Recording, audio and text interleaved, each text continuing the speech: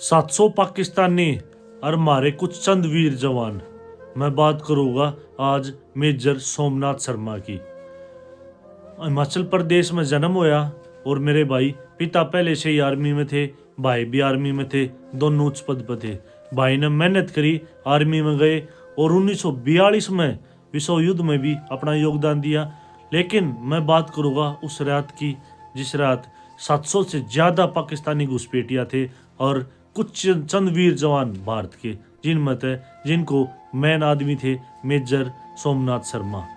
उस टाइम पे भाई की ड्यूटी लगी बड़गांव में और मेन टारगेट था जो पाकिस्तानी घुसपैठिया का था श्रीनगर हवाई अड्डे को उड़ाना। भाई की वहाँ पे ड्यूटी लगी और सामने 700 से ज़्यादा घुसपैठिया और रात का टाइम लगातार सामने से गोलीबारी हो रही थी, बम बगाए जाने लग रहे थे। भाई पीछे नहीं हटे। हालांकि भाई इस युद्ध में जाने से पहले घायल थे, हाथ में प्लास्टर था। मना भी किया कि आप चोटिल हो, घायल हो, लेकिन भाई ने ये बोला कि नहीं, कुछ भी हो जाए मैं यहाँ पे डट के सामना करूँगा और जितने भी घुसपैठिया है इनको तबाह कर दूंगा, नाश कर दूंगा। लगातार गोलीबारी होने लग रही थी और भाई घायल भी हो गए। जो लास्ट संदेश जो उन्होंने अपने आर्मी के वहाँ पे मुख्यालय में भेजा, उसकी जो बात रिकॉर्ड हो रखी है वो बात ये है कि हम दुश्मन से सिर्फ 50 गज दूर है और दुश्मन बहुत ज़्यादा संख्या में है और लगातार गोलीबारियाँ होने लग रही मशीन गन से और बमबारी होने लग रही है। लगातार भाई ने इतनी मेहनत करी और मेरे भाई मतलब कि घायल भी हो गए, गोलियां भी लगी, लेकिन भाई पीछे नहीं हटे।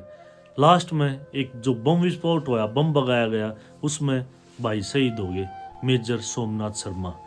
उनकी जो उनका शरीर था वो भी इस चीज़ से पहचान हुई, उनकी जेब में भगवान गीता मिली थी। भाई को इस युद्ध में परमवीर चक्र भी प्राप्त हुआ। भाई तो देश के लिए शहीद हो गए, लेकिन देश के लिए एक संदेश छोड़ गए कि नहीं है, भारत की तरफ जब तक भारत के एक भी वीर जवान में सांस है और आखिरी दम तक वहाँ पे खड़ा है, कोई आंख उठा कर नहीं देख सकता।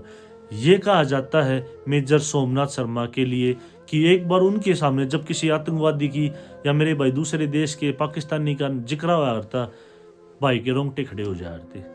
सोमनाथ शर्मा ये कहा करते, अगर मेरे सामने आ गया ना तो उड़ा दूंगा, खत्म कर दूंगा, लेकिन अपने देश की तरफ आंख उठा के नहीं देखने दूंगा।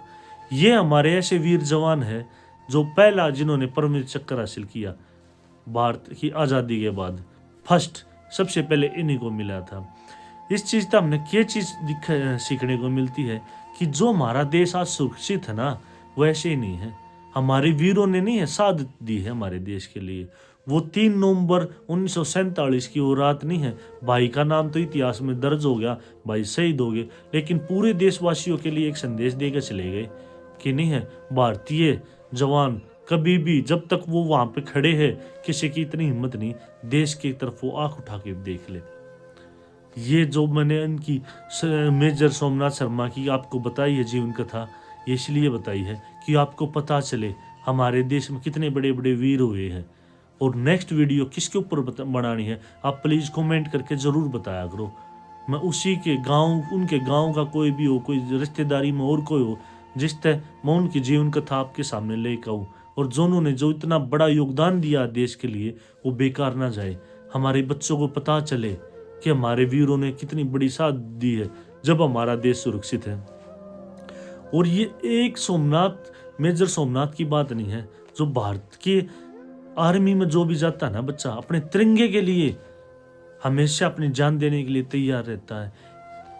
हमारे वीरों का तो एक सपना होता है कि नहीं है, कुछ भी हो जाए, छाती सीने में गोली लगनी चाहिए, लगे तो दुश्मन की पीठ पे ना लगे, गांव का नाम, अपना नाम, देश का नाम रोशन होना चाहिए।